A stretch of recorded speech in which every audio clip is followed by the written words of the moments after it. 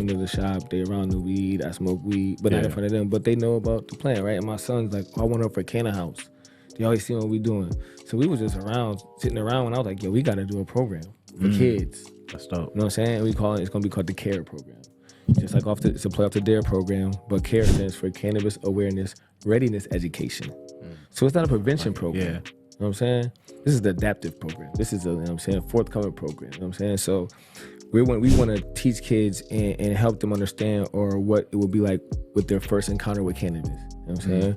Like Reggie with me and him, when we all talk, I didn't have nobody tell me what indica sativa was. I didn't know what a terpene was. I didn't know if it was where it came from. I didn't know how much THC was in it. So we're creating a curriculum, and we want to teach the children, through different activities, as well as education of what it could be like with the plant and how to make informed decisions. Because we're not telling them not to smoke weed. Right. You know what I'm saying? But if you're going to smoke weed or even indulge with the plant, please be as educated about the plant as you can be. Exactly. You know by us all getting on the same page education-wise, because I think that's a big part of it too, and us being able to advocate, being able to teach our people, these are the things that's going to always push us forward and always keep us relevant in this space. So I think that's the future of all of this, right? Once we get everybody comfortable with coming over, that's going to be the real legacy for us, and we push that agenda forward, and that's going to be the where we see ourselves 10, 15, 20 years down the road. That's going to be the future of that.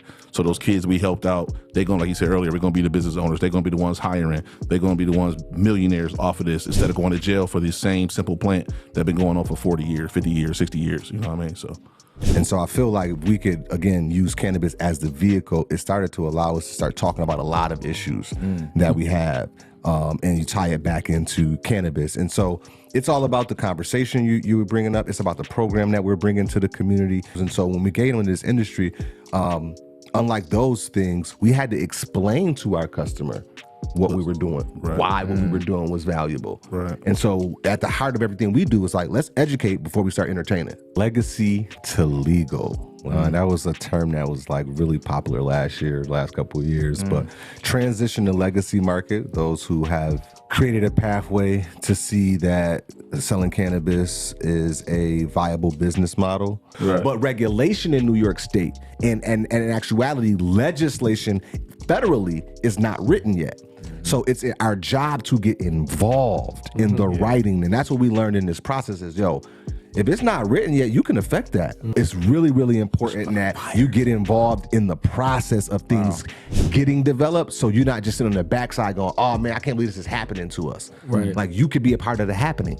And so if you're part of the happening, that makes you more invested in the results. And of course, naturally, you want to get in and get the benefit of that. So that's how those legacy folks need to be, ushered over, right? The state need to do something, right? We got to change the mindset as current operators.